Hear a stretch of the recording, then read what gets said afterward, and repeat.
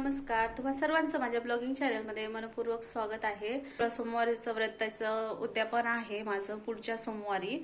तर मी आज आहे संडे आणि आज आहे 30 तारीख. तर ना आम्ही चाललेलो आहोत 16 सोमवारच्या व्रतासाठी. जे जे साहित्य लागतंय ते साहित्य असू दे किंवा साड्या वगैरे, साड्यांची आत्ता सध्या तर साड्यांची शॉपिंग करायला चाललेलो आहोत. आणि जेवण वगैरे साठी काय काय लागतंय तर ते देखील डीमार्टवरनं देखील शॉपिंग करायची आहे. तर हे सगळं घेण्यासाठी आत्ता मी चाललेली आहे. आणि काय काय शॉपिंग करते मी तर मी ते तुम्हाला देखील शेअर करणार आहे. तर चला मग व्हिडिओ कंटिन्यू पहा.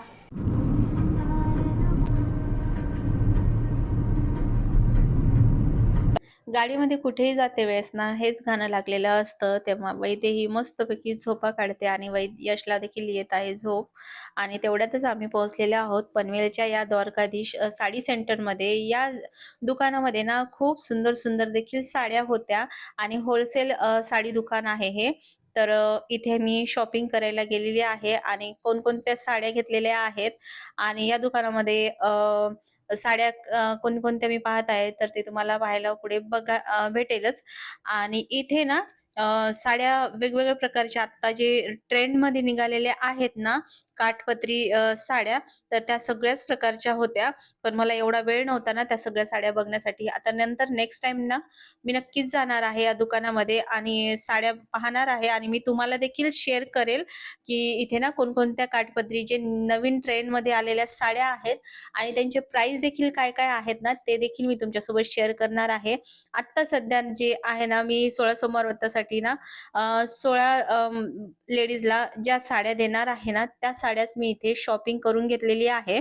आणि कोणती साड्या जे मी शॉपिंग केलेल्या आहेत ते तुम्हाला ना पुढच्या व्हिडिओमध्ये पाहायला भेटेलच. आत्ताशी शॉपिंग झाल्यानंतर आम्हाला जायचं आहे डीमार्टला.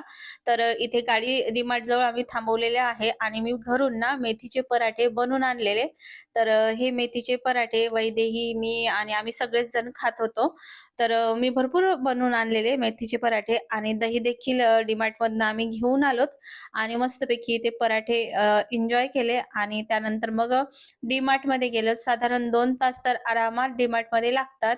मग नंतर 2च्या ऐवजी यावेळेस तर मला 3 तास लागलेले, कारण की फुल आम्ही फिरलेलो दुकानामध्ये म्हणजे डीमार्ट मध्ये. कारण की यश पप्पांचं ऑफिसचं थोडंसं काम देखील होतं. तर यश पप्पा वैदेहीला घेऊन ऑफिसला गेलेले. इथे सगळ्याच वस्तू मी पाहत बसली आणि 3 तास तर आरामात गेले. तेवढ्यात खूप पाय देखील दुखत होते आणि उशीर देखील झालेला.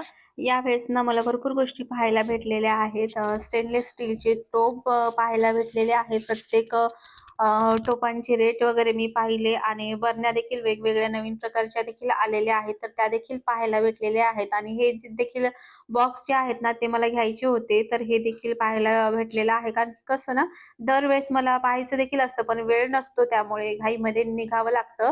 तर यावेळेस मी सगळं रेट वगैरे बघून घेतलेले आहे, साईज वगैरे सगळं बघून घेतलेलं आहे. आणि नेक्स्ट टाइम मी हा डब्बा वगैरे घेणार आहे. आणि जे काही वस्तू मी शॉपिंग केलेली आहे ना ते तुम्हाला पुढच्या व्हिडिओमध्ये पाहायला भेटेलच. आणि त्यानंतर आम्ही आलेलो आहोत हॉटेलमध्ये. तर हॉटेलमध्ये आलो तेव्हा आम्हाला 9 ते 9:30 वाजलेले होते.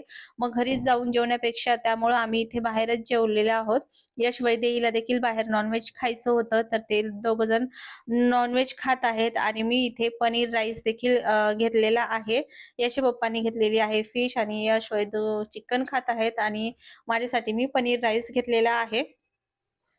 तर अशा पद्धतीने आमचा असा हा संडे फुल डे बिझी होता. आणि त्यानंतर आजचा व्हिडिओ तुम्हाला कसा वाटला मला कमेंट करून नक्की सांगा. यश वैदूने फुल मज्जा केलेली आहे. सगळ्याच गोष्टी वेगवेगळ्या ट्राय केलेल्या आहेत आणि मस्तपैकी पोटभर खाल्लेले आहोत. कारण की फुल फिरलोत आजचा दिवस आणि खूप दमून गेलेलोत आणि आता जाऊन घरी फक्त झोपणार आहोत.